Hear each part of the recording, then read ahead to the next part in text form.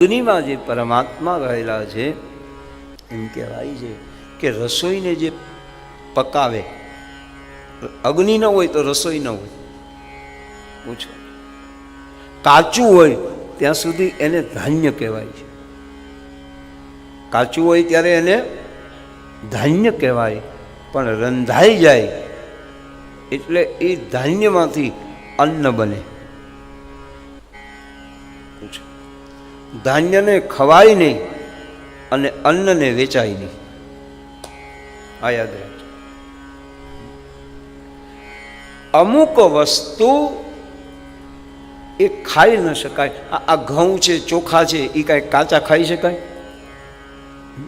એને ઘરે લાવવા પડે, પછી એને અગ્નિએ ચલાવવા પડે, એ પાકી જાય. અટતી ઇતિ અન્નમ, એ પાકે એટલે અન્ન થાય. ભગવાનની અમુક ક્રિયા આપણને દોષમય લાગે. આ માની લો, કોઈને આપણે હળકતા ઓલા ઉકળતા પાણીમાં નાખી દઈએ તો એ પાપ નથી. પણ ચોખાને તમે પાણીમાં ન નાખો તો એ ચોખો ખાઈ કેમ શકાય? અર્જુન જ્યારે કૌરવોને મારવા માટે તૈયાર નહોતો ત્યારે ભગવાન અર્જુનને સમજાવે છે કે અર્જુન, કોઈ નાઈ હોય, નાઈ વાળંદ, અને એ એમ કહે કે હું કાતરથી કોઈના વાળ નહીં કાપું, વાળ કાપવાનું મને પાપ લાગે તો આ ભૂમિનો ભાર કેટલો વધી જાય. આ માની લો કે વાળંદ એમ કહી દે કે હું તમારા વાળ નહીં કાપું, તો આપણે કેટલા બધા મોટા મોટા થઈ જાય ને. જેમ વાળંદ આપણા વાળ કાપે, એને વાળ કાપવાનું પાપ નથી લાગતું, એમ હે અર્જુન, આ કૌરવો રૂપી દુષ્ટો પૃથ્વીના વાળ બની અને ધરતીમાં પાપ રૂપે વધી રહ્યા છે, તારે એના વાળ કાપવાના છે. આ બ્રહ્મલીન પૂજ્ય દાદાજીનો મત છે. કહેવાનો અર્થ કે ભગવાન કહે છે કે જીવ માત્રે કર્મ કરવું જોઈએ. તમે પ્રકૃતિની પૂજા કરો, દરેક વસ્તુમાં પરમાત્મા છે.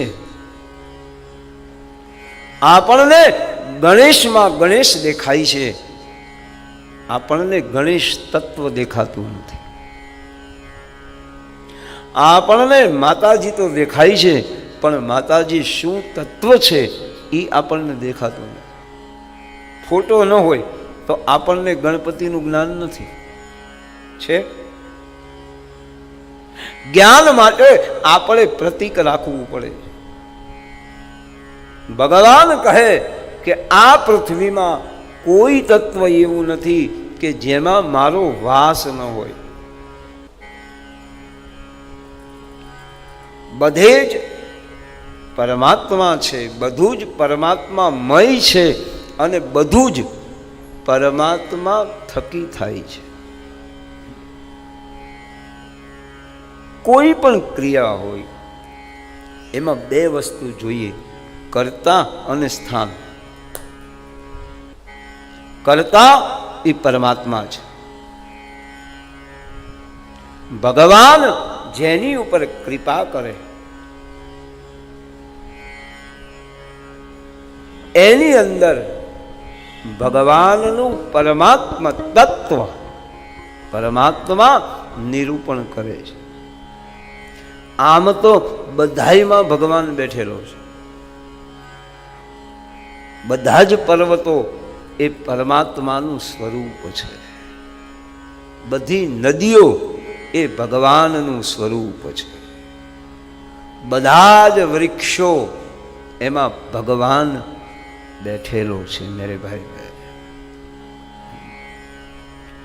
ભગવાન મને ને તમને એક નિર્દેશ આપે છે કે તમારો ધર્મ છે કર્મ કરવું. આપણે કર્મ કરીશું મેરે ભાઈ તો ફળ મળશે, મળશે અને મળશે. ગીતા કહે કર્મણી એવ અધિકારસ્તે, કર્મ કરવું એ મારો ને તમારો અધિકાર છે. એક વખત એવું બન્યું કે ઓલા મત્સ્યવેધની તૈયારીઓ ચાલતી હતી દ્રુપદ રાજાના રાજ્યમાં. રાજા દ્રુપદે એવી શરત કરેલી કે જે વ્યક્તિ ત્રાજવામાં ઊભો રહી અને એને નીચે જોઈ, ઉપર નથી જોવાનું, નીચે જોવાનું. ઉપર માછલી ફરે છે અને જે ત્રાજવામાં ઊભું રહેવાનું, નીચે જોઈ અને એ માછલીનું નિશાન લઈ અને માછલીની આંખમાં બાણ મારવાનું. અને જે માછલીની આંખ વીંધી નાખે એની સાથે દ્રૌપદીજીના લગ્ન થશે.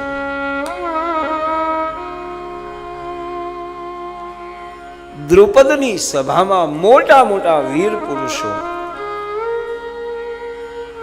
જ્યારે માછલી વિંધવામાં નિષ્ફળ જઈ રહ્યા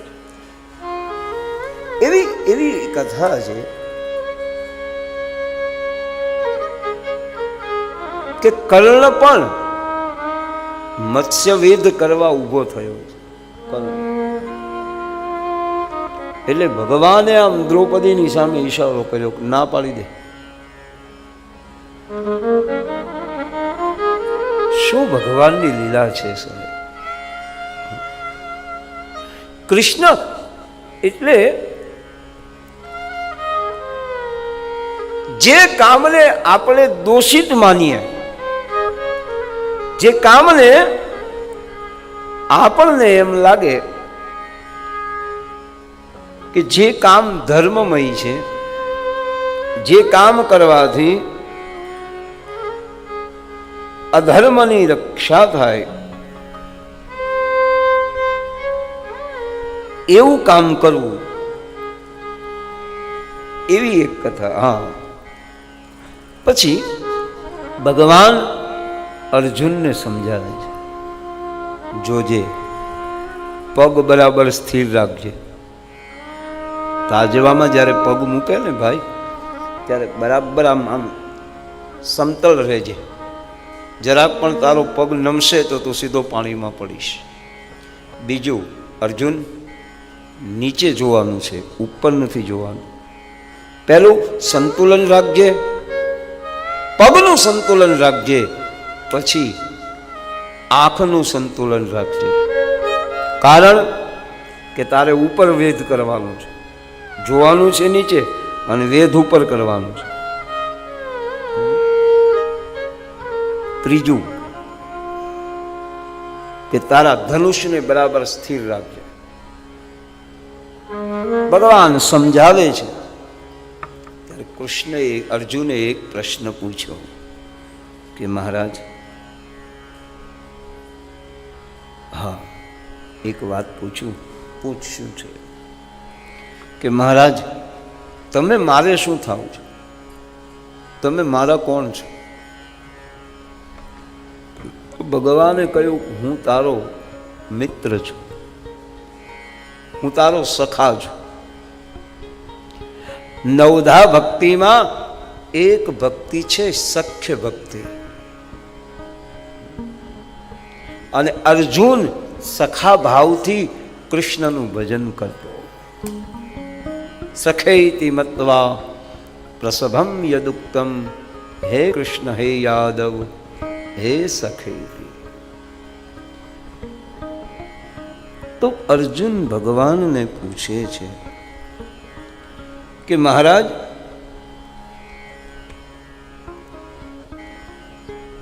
જો બધું જ મારે કરવાનું તો તમે તો મારા ઈષ્ટદેવ છો, તમે મારી માટે કાંઈ નહીં કરો. ત્યારે ભગવાને બહુ સરસ જવાબ આપ્યો કે અર્જુન, તારાથી થાય એ તું કરજે, અને તારીથી જે નહીં થાય એ હું કરીશ. અર્જુન કહે કે મહારાજ હું સમજ્યો નહીં. ત્યારે ભગવાન કહે કે અર્જુન, મત્સ્યવેદ તારે કરવાનો છે, એટલે પગ તું સ્થિર રાખજે, દ્રષ્ટિ તું સ્થિર રાખજે. પણ બાપ સાંભળ, કે જે પાણીમાં તને માછલું દેખાય એ પાણીને હું સ્થિર રાખીશ, કારણ કે એ તારા હાથમાં નથી. પણ મુશ્કેલી એ છે કે જે આપણા હાથમાં છે ને એ આપણે ભગવાનની આગળ કરાવવું છે. અમારા દયારામ દાદા એમ કહેતા, કવિ દયારામજી, બહુ સરસ પદો, એની બહુ સરસ એક પંક્તિ છે કે જે તુજથી ન થઈ શકે, જે તારાથી ન થાય એ પ્રભુ પાસે કરાવ. શબ્દ ઉપર ધ્યાન દેજો. તારીથી જે કામ ન થાય એ કામ તું ભગવાનની આગળ કરાવ. પછી ખુલાસો કર્યો કે પાણીયારું પ્રભુ નહીં ભરે, પાણીયારું પ્રભુ નહીં ભરે, ભરી દેશે તળાવ. ભગવાન તળાવ ભરે, પણ આપણું માટલું તો આપણે ભરવું જોઈએ મેરે ભાઈ. ભગવાન કહે કે તળાવ ભરવાની જવાબદારી મારી છે, કારણ કે એ તારાથી શક્ય નથી, અને માટલું ભરવું એ મારી જવાબદારી નથી, એ તો તારી જવાબદારી. અને વાત બહુ સાચી છે મેરે ભાઈ. એવી એક કથા છે કે જ્યારે ભગવાન સ્વધામ જઈ રહ્યા છે ત્યારે ભગવાને ઉદ્ધવજીને એમ કહ્યું કે ઉદ્ધવ, દુનિયામાં મેં બધાને કંઈ ને કંઈ આપ્યું છે, પણ બાપ મારી એવી ઈચ્છા છે કે મારે તને કંઈક આપવું છે. ભાગવતનું અદ્ભુત પાત્ર છે ઉદ્ધવ. ઉદ્ધવ, મારી એવી ઈચ્છા છે કે હું સ્વધામ જાઉં એની પહેલા, હે ઉદ્ધવ, હું તને કંઈક આપવા માંગુ છું. ઉદ્ધવની આંખમાં આંસુ છે.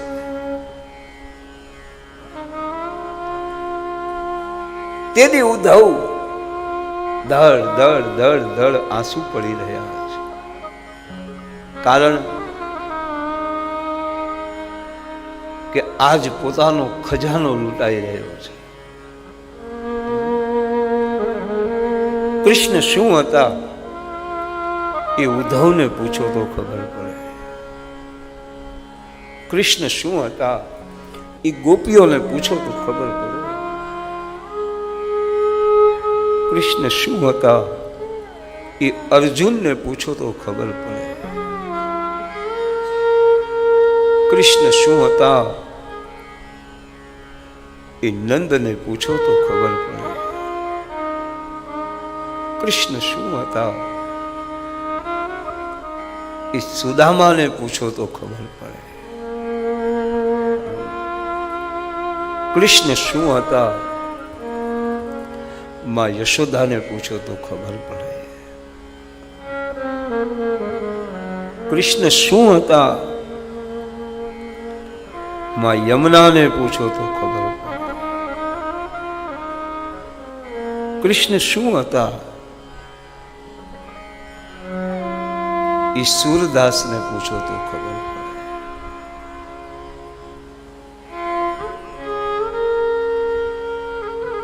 ઉદ્ધવજીને જે ભગવાને ઉપદેશ આપ્યો, સંતો એને ઉદ્ધવ ગીતા કહે છે.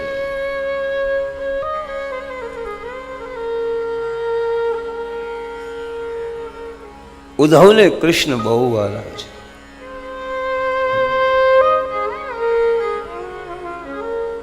કૃષ્ણ પ્રેમનું જળ છે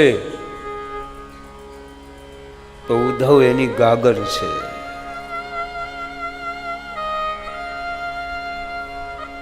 કૃષ્ણ પ્રેમનું જળ છે, માં રાધા રાણી એ પ્રેમનો સાગર છે. કૃષ્ણ પ્રેમ પયામૃત છે, માં યશોદા એ કૃપાનો સાગર છે. પણ ઉદ્ધવને પણ થોડો કૃષ્ણ પ્રત્યે ભેદ હતો. ઉદ્ધવે કહ્યું, ઠાકોર, મારે તમને અમુક પ્રશ્ન પૂછવા છે.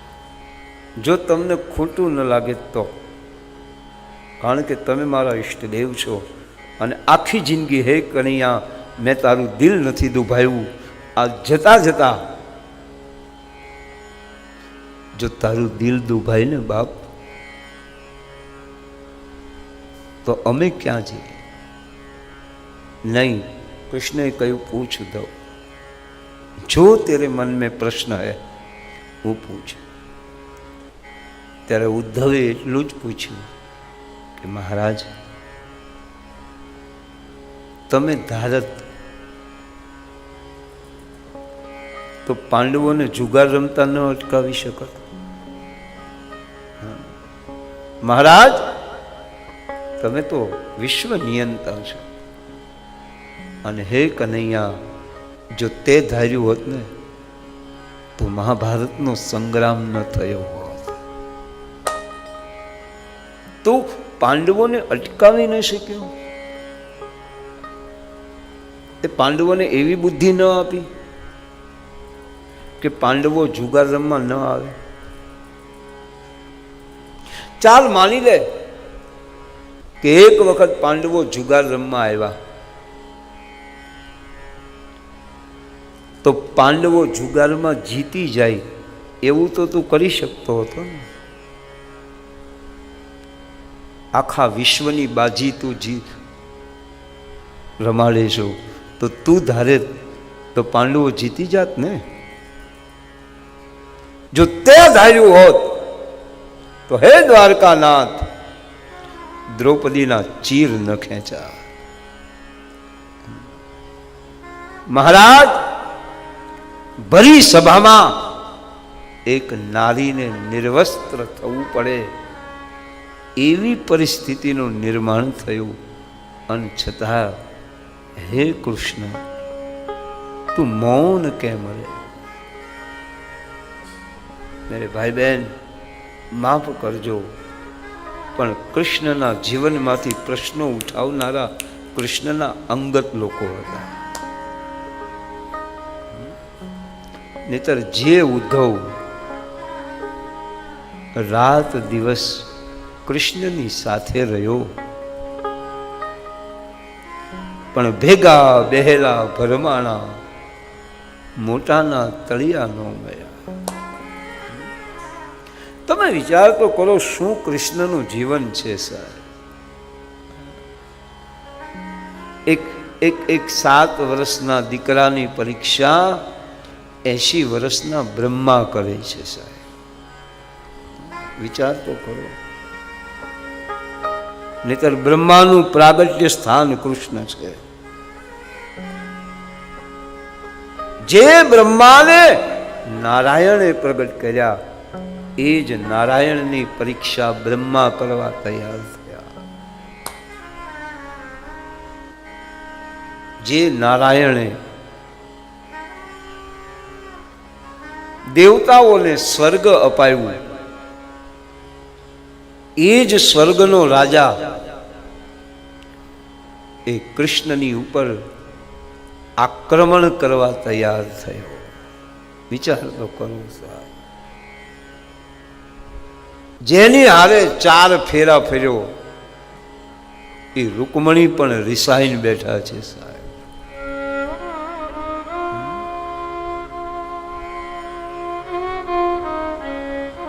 જે યાદવોની માટે સોનાની નગરી બનાવી, જે યાદવો માટે વિશ્વમાં જેની જોડ ન મળે એવો અદ્ભુત ખજાનો દ્વારકામાં પ્રગટ કરી દીધો, અને ઈ યાદવો અંતકાળે ન પીવાનું પી અંદરો અંદર રડીને બધા ખતમ થયા છે. અને તેથી દ્વારકાનાથની હાલત કેવી હશે તમે વિચાર કરો.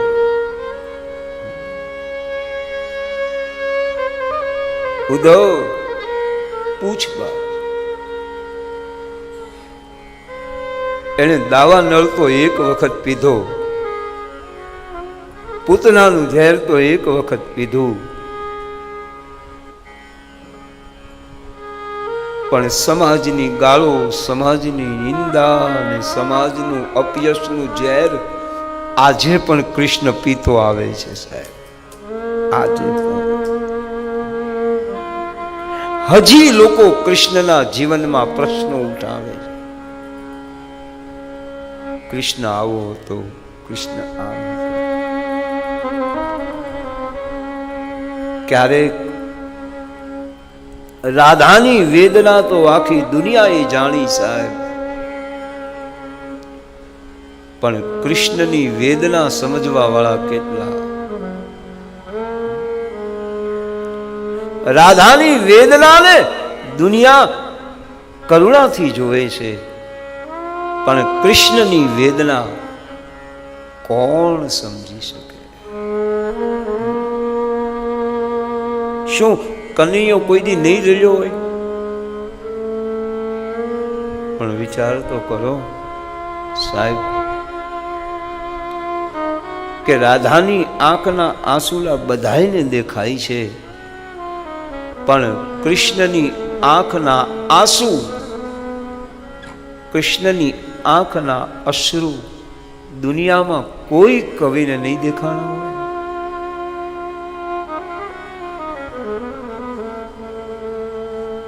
પણ આ બ્રહ્મ એ જગતનો બાપ છે.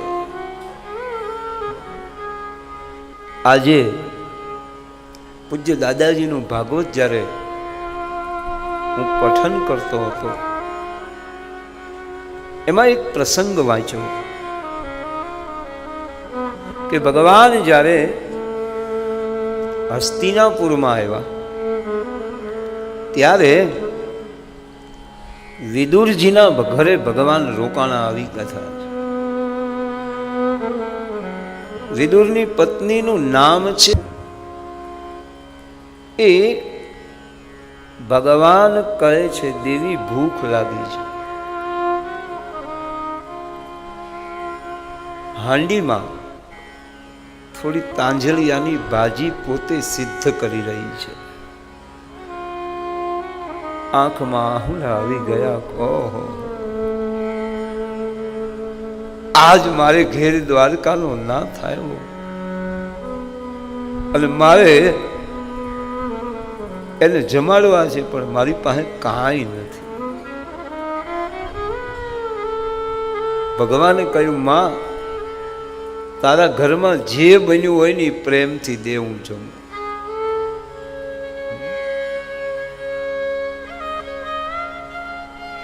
दुर्योधन का मेवा त्यागो साग विदुर घर खाए. એવી કથા છે. દુર્યોધને કૃષ્ણનો ઉતારો દુશાસનના મહેલમાં રાખ્યો, કારણ કે કપટી છે ને. દુર્યોધનનો ભાવ તો સારો છે જ નહીં.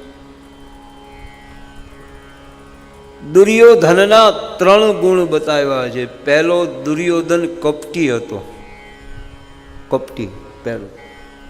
બીજું કે દુર્યોધન ઈર્ષાળુ હતો, અને ત્રીજું કે દુર્યોધન અદેખો હતો.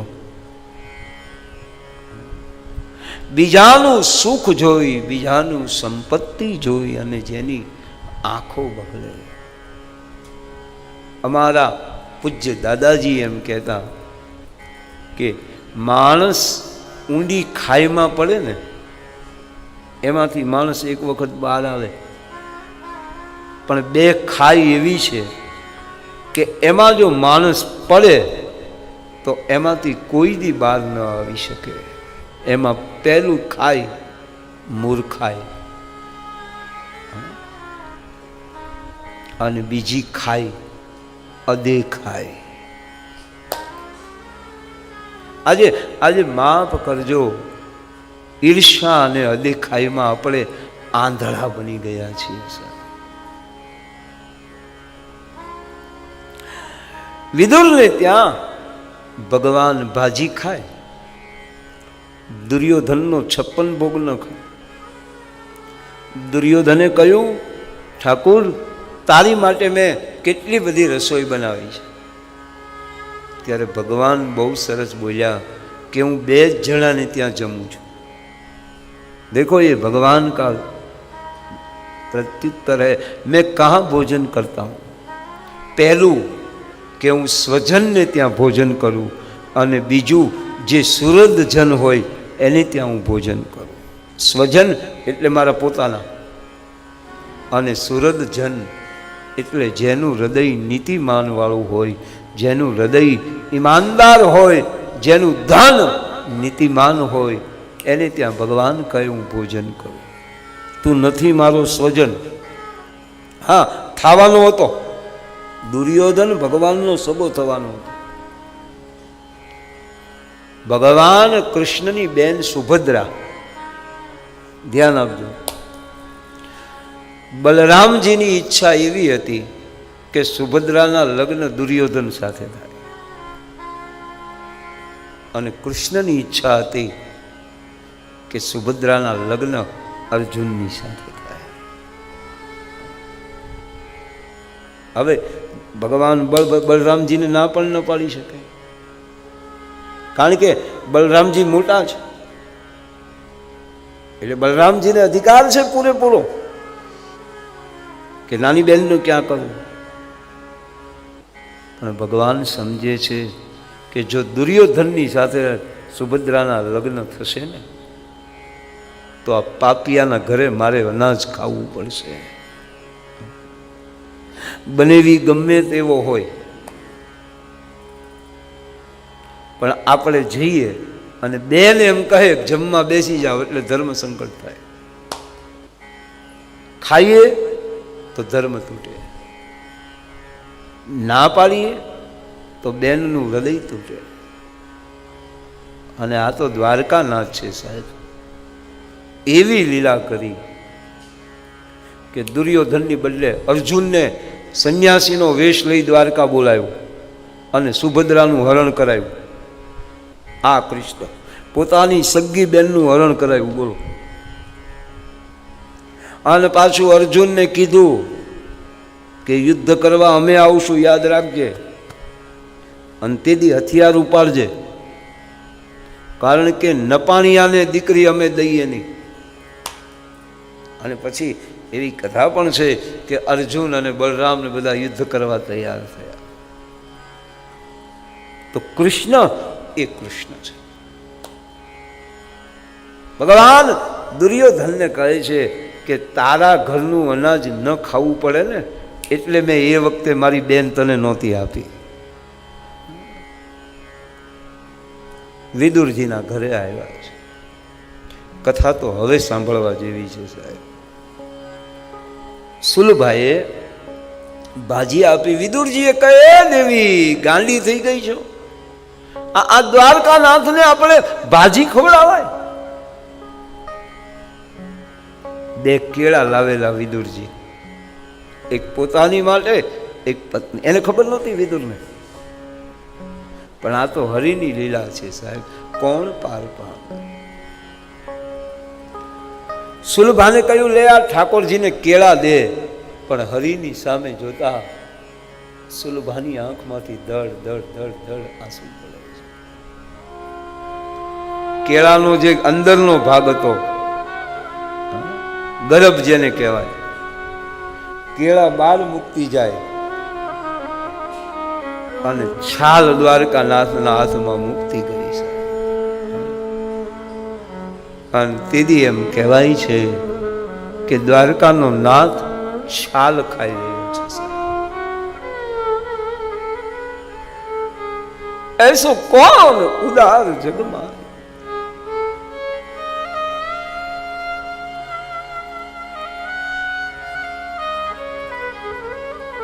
ઠાકુરને છાલ ખાતા જોયા.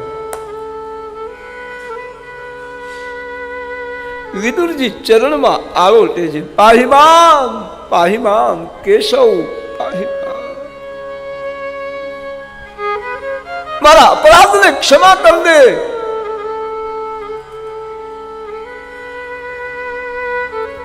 દ્વારકાના નાથ જેને જમવામાં 56 ભોગ હોય એ વિદુરને ત્યાં છાલ ખાઈ રહ્યો છે. ઠાકુર, મારી પત્નીના અપરાધને ક્ષમા કરજે.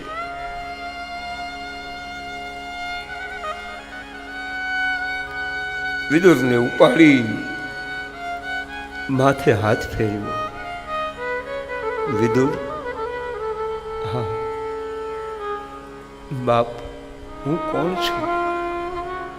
તું મને શું માને? ઠાકુર,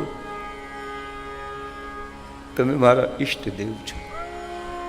બરાબર બોલે? હા. અને તેદી દ્વારકાનાથ જે શબ્દ બોલ્યા છે સાહેબ, અમારા પૂજ્ય દાદાજીના આ શબ્દ છે, કાળજો વીંધી નાખે છે. કે વિદુર, બાપને 2 કેળા હોય ને 2 છોકરા હોય તો બાપ કેળા ખાઈ જાય અને છાલ છોકરાને આપે, કે પોતે છાલ ખાય ને છોકરાઓને કેળા ખવડાવે? શું કરે? વિદુરે કહ્યું, મહારાજ, બાપનો ધર્મ છે કે બાપ છોકરાઓને કેળા ખવડાવે ને પોતે ભૂખ્યો રહે. અને તેદી દ્વારકાનાથે એક જવાબ આપ્યો છે કે વિદુર, જો સંસારી બાપ એટલું સમજતો હોય કે હું ભૂખ્યો રહી અને મારા છોકરાઓને ખવડાવું, તો હું તો જગતનો બાપ છું.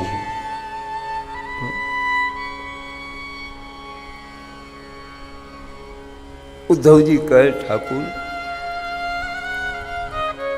તે ધાર્યું હોત ને તો મહાભારતનું યુદ્ધ અટકી જાય. તે પાંડવોને મદદ ન કરી. આટલો કઠોર તું કેમ બન્યો? દ્વારકાનાથ, મને સમજાતું નથી, આવી કઠોરતા તારામાં કેમ આવી? જે દ્રૌપદી, જે પાંડવો, એ તારા છે.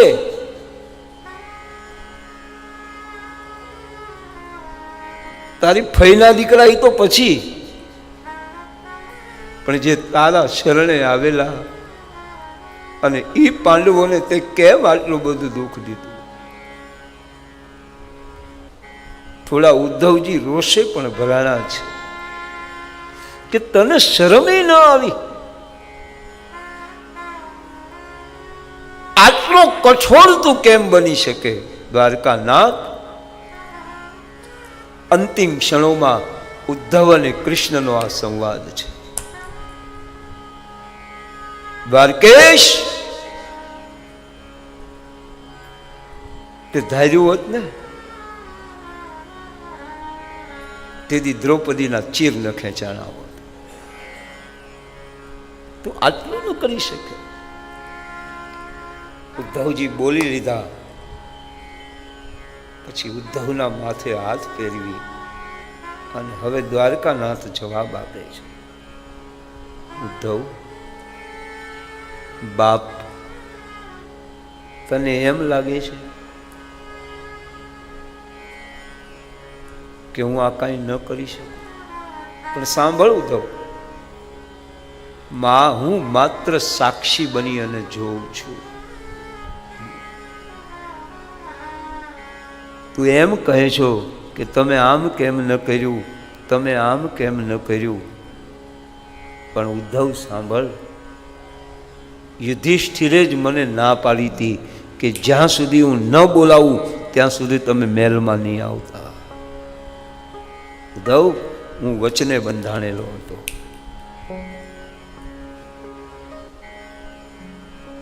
અને બીજું, ઉદ્ધવ, તું બધો જ દોષ મને આપે છે, પણ તે ક્યારેય વિચાર કર્યો કે યુધિષ્ઠિર જ્યારે જુગાર રમવા બેઠો ત્યારે યુધિષ્ઠિરમાં વિવેક નહોતો સાહેબ. નહીતર યુધિષ્ઠિર ધર્મશીલ રાજા છે. ધર્મશીલ રાજાને જુગાર રમાય? ત્યારે ભગવાન કહે છે કે દુર્યોધનની પાસે બધું હતું, રાજ હતું, પૈસા હતા, બધું હતું, તો એ દુર્યોધન પોતે પાસા નથી ફેંકતો. કારણ કે દુર્યોધન એને નક્કી કર્યું કે મારી પાસે બધું છે, પણ દુર્યોધનની પાસે વિવેક બુદ્ધિ હતી કે હું પાસા રમીશ તો હારી જઈશ, એટલે હું શકુનીને મારી બદલે પાસા ફેંકાવું. તો હે ઉદ્ધવ, તેથી યુધિષ્ઠિર એમ ન કહી શકત કે મારી બદલે કૃષ્ણ પાસા ફેંકશે? અને ઉદ્ધવ, જો તેથી મેં પાસા ફેંક્યા હોત ને તો પરિણામ કંઈક જુદું હોત. પણ દુર્યોધનને એના મામા ઉપર ભરોસો હતો, પણ આ પાંચમાંથી એકેને મારી ઉપર તેની ભરોસો નહોતો. નહીં તો મને ન બોલાવે. અને જો તેથી મેં પાસા ફેંક્યા હોત ને ઉદ્ધવ, તો ગીતા આની કરતા વધારે સુશોભિત. તું દ્રૌપદીની વાત કરે છો ને? દ્રૌપદીને જ્યારે દુશાસન મહેલમાં લેવા ગયો ત્યારે એને મને યાદ નથી કર્યો. જ્યારે દુશાસને દ્રૌપદીના કેસ ઉપર હાથ નાખ્યો ત્યારે દ્રૌપદીએ મને યાદ ન કર્યો. સભા બીચ જ્યારે દુશાસન આમ દ્રૌપદીને ઢસડીને લઈ જતો હતો ત્યારે દ્રૌપદી રડે છે, પણ મને પોકારતી નહોતી. સભામાં આવ્યા પછી પણ એ ભીષ્મની સામે જુએ, દ્રોણની સામે જુએ, એના પતિની સામે જુએ.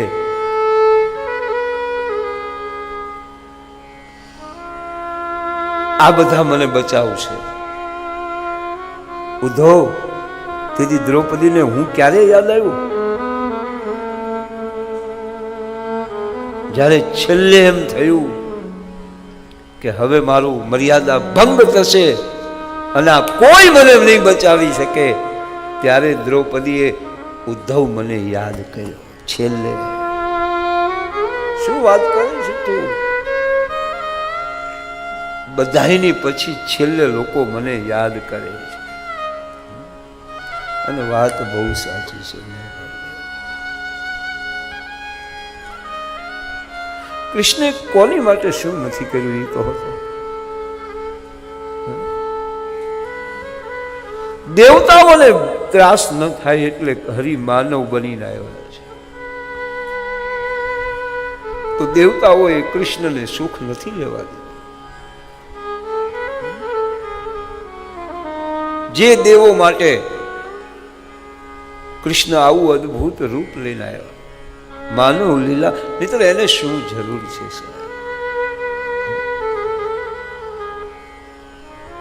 બેઠો બેઠો વૈકુંઠમાં લહેર નહોતો કરી શકતો?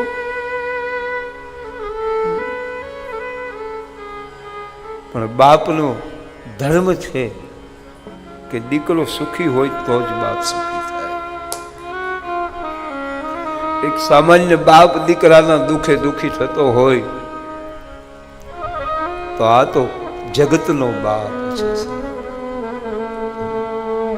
જગદીશ્વર છે, જગદીશ છે, જગન્નાથ છે.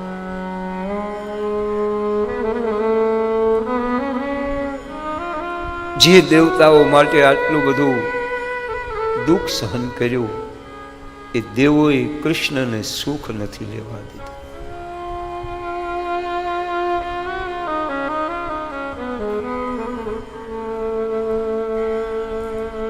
દાનવો તો ભગવાનને સુખ.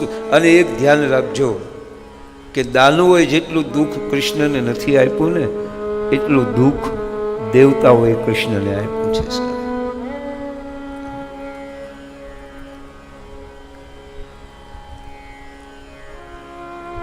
જે રૂકમણી માટે દ્વારકાનાથે યુદ્ધ કર્યું એ રૂકમણી રીસાણા છે.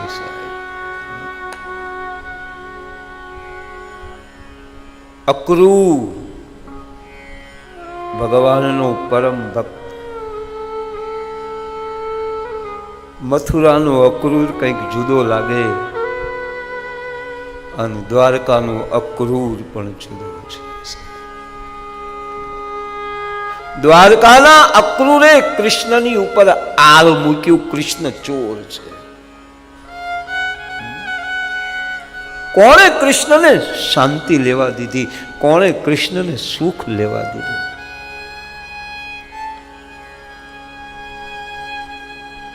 અને છતાંય તમે અનુભવ કરજો તો જ્યાં સુધી કૃષ્ણ જીવ્યા ને ત્યાં સુધી કૃષ્ણએ કોઈને ફરિયાદ નથી કરી કે મને આટલું દુઃખ છે.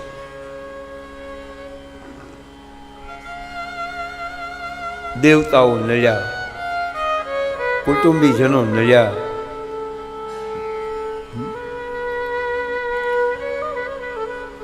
અરે દ્રૌપદી જેવી દ્રૌપદી સાહેબ,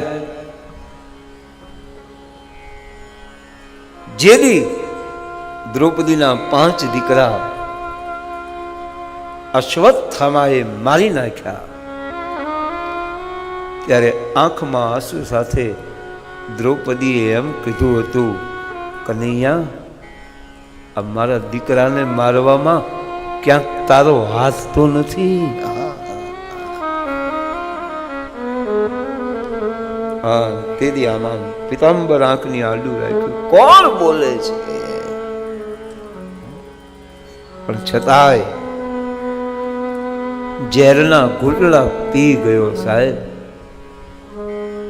આ કૃષ્ણ છે.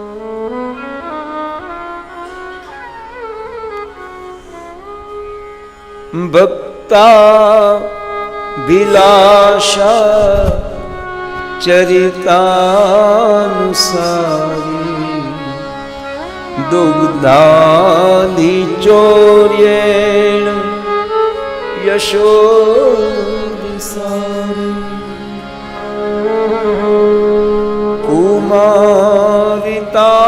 કુમારિતાનંદિત ઘોષનારી મમ પ્રભુ શ્રી ગિરિરાજધારી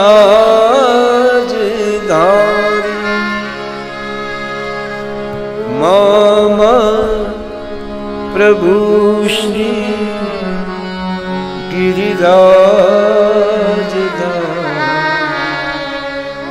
મમ પ્રભુ શ્રી ગિરિરાજ. ભક્તા વિલાસ. ભગવાને ભક્તો કાજે દુઃખ સહન કર્યું.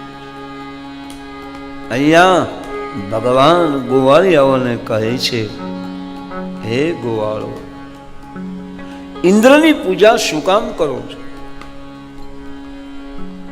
તો ગોવાળિયાઓ કહે, કનૈયા, ઇન્દ્રની પૂજા કરીએ તો ઇન્દ્ર આપણને વરસાદ આપે.